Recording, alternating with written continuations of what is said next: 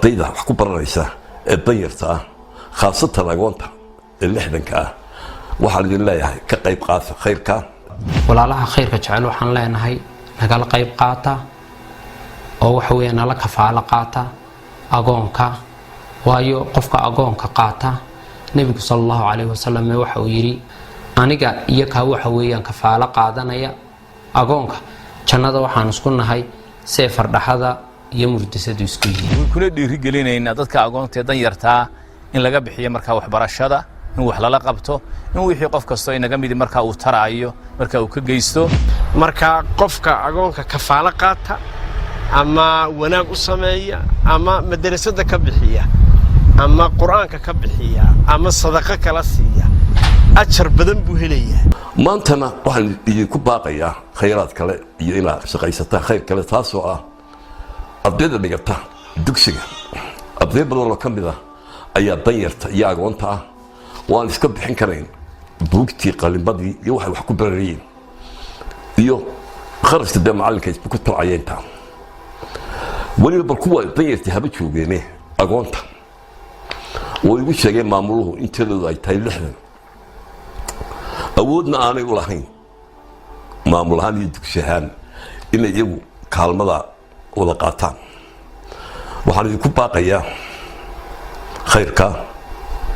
iyo xasanaadka sidaan idinku baaqay berigaa horena dhismaha dugsiga oo maanta waxtarkiisa aynu aragnay maantana ardayda wax ku baranaysa ee danyarta ah khaasatan agoonta ee lixdanka ah waxaan idin leeyahay ka qayb qaata khayrka oo aad dadka wax soo tartaan waxaan leeyahay mar labaad iyo mar saddexaadba wax la taro waxa ugu mudan agoon weliba wax baranaysa oo dugsi quraan ku jirta oo wax baranaysa intiina wax ku haysaa ka akrinina xaafadana waa xaafadeennii danyartaa degan oo u badan oo mar labaad ku baaqaysa oo leh ilaahay ka abaalmariyay intii aad tarteen dugsiyada iyo masaajidada ku yaala maantana mar labaad gacanta weydiisanaysa inkastoo xaalku maanta uu iska adag yahay haddana tani waa ugu khayrka badneyd waa agoon ninkii waxayow gacan ka geyso oo khayrka yaa laga soo horeyn waxaad ku soo hagaajinaysaa waxaad soo diraysaa telefoonka iyo accountka laydii soo qori doono iyo idinka oo mar labaad maqli doona ilaahayna waxaan ka baryaynaa in ilaahay idinku abaalgudo dembi dhaaf iyo halkaa ka soo saartana idin buuxiyo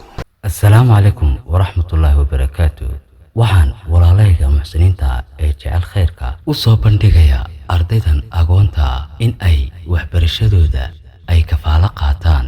agoontaas oo ka soo jeeda qoysas danyara oon awood u lahayn in ay ka bixiyaan fiida waxbarashada marka walaalayaal noqo mid kafaalo qaata agoonta si ilaahay adigana uu kugu daro miisaanka xasanaadka waayo rasuulkeena alayhi salaatu wasalaam ayaa yiri qofka agoon kafaalo qaata aniga isagu jannada waxaan ku noqonaynaa sida fardhaxada iyo murtisadu isku yihiin walaalayaal kafaalo qaata hal arday waxbarashadiisa iyo agabkiisii waxbarasho bishii waa $30 oo ay ku jiraan nusaaciisa iyo diriiskiisa iyo buugtiisa iyo kitaabkii quraanka kariimka tani waa dunyo waa laga tagayaa aakhirana waxa lagu abaalmarinayaa wixii aad dhigato walaalayaal gacmaha aan isqabsano oo aan ardayda agoonta aan gacan qabanno weliba inagu ilaahay dartii ula baxayna